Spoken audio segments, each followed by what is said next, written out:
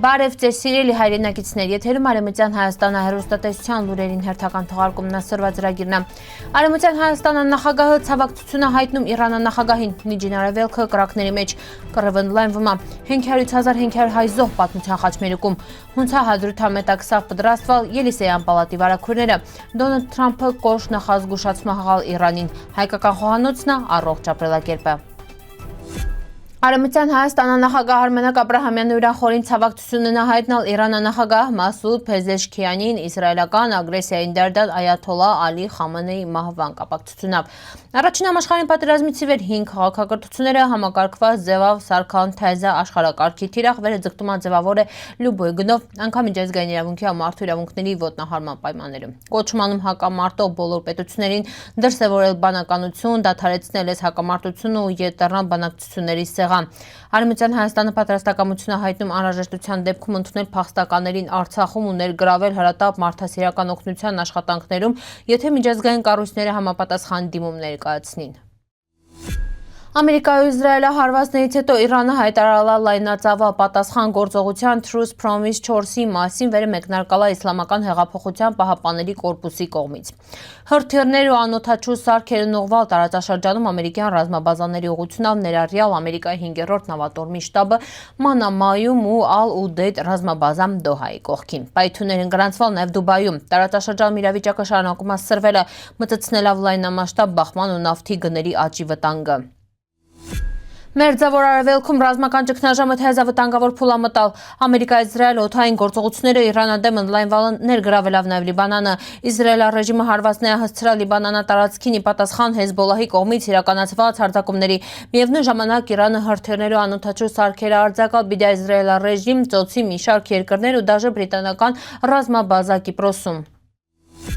1988 թվականի փետրվարի 27-ից 29-ը Սումգայիթում հայ բնակչության նկատմամբ տեղի ունեցածը ըստ Ադրբեջանահայերի ասամբլեայի նախագահ Գրիգորի Այվազյանի ցեղասպանությունը բառից բուն իմաստով։ Այվազյանը ասելով Սումգայիթյան գործողությունն աննախադեպ ընել դրանք իրականացման պետական ամենապետ սուրմակարդակով Սումգայիթա քաղաքոմի առաջին քարտուղարի ղեկավարությունով, իսկ իրական զոհերի թիվը պաշտոնական 30-ի փոխարեն գնահատվում է 500,500 մարդ։ Իրանը ասելով ազգությամբ հայ խորհրդային քաղաքացիները միմիայն իրանց հայինելի հետի ենթարկվան զանգվածային սպանության, նախորդ բաժանվան մահապարտների հասցենեն ու զենքեր, իսկ մարդիկ իրանց բնակարաններում ունեցալ չն ինքնապաշտպանվելի հնարավորություն։ Սա դասական ցեղասպանության ձև այլար։ Այվազյանը ընդգծալ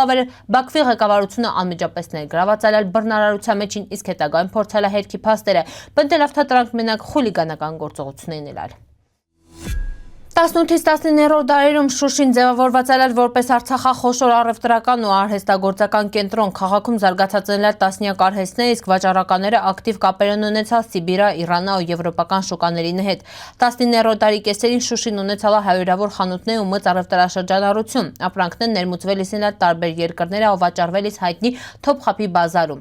Քաղաքի տնտեսության կարևոր ճյուղերից այլալ մետաքսագործությունը։ Շուշին արտադրել իս այլալ Անդրկովկասի մետաքսաթելի զգալի մասը, իսկ հադրութամետաքսը միջազգային ցուցահանդեսներում արժանանալիս այլալ մրցանակների։ Սրանով Շուշին տարածաշրջանի տնտեսական ու մշակութային կարևոր կենտրոններ են այլալ։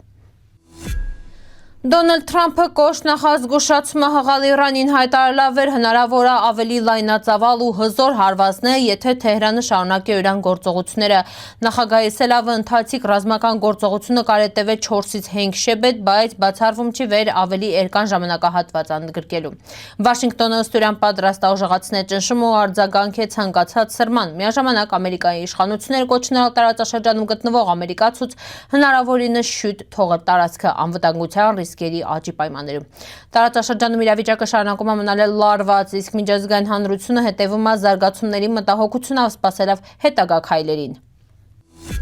Ժամանակակից աշխարհում առողջ ապրելակերպը տրալա վեշտապարզապես միտում այլ գիտակցված ընտրություն։ Ավելի ու ավելի շատ մարդիկ նախընտրում են բուսական սնունդ, կարևորելով առողջությունը, թեթևությունը, բնապահպանական պատասխանատվությունը։ Այս համատեքստում հայկական խոհանոցը ունի բնական ու կարևոր առավելություն, քանի որ իրեն հիմքում տեղական սեզոնային ու բնական մթերքներն են։ Բուսական սնունդը հարուստ է մանրաթելա, վիտամիններով ու հանքանյութերով, դրանք նպաստում են մարսողության կարգավորմանը, օրգանիզմի ընդհանուր տոնուսին ու ապահովում են երկարատև հագեցվածություն։ Երբ այս ամենը համադրվում է հայկական խոտաբույս բույսերի ու ավանդական պատրաստման եղանակներին հետ ձևավորումը հավասարակշռված ու համային առումով հարուստ ճաշացանկ։ Բուսական սնունդը նաև հնարավորություն ատամ վերագնահատել մթերքի բնական համը, թոնրում պատրաստումը, շոգեխաշումը կամ թեթև տապակումը պահպանում բանջարեղենի բնական քաղցրությունը, հյութեղությունը։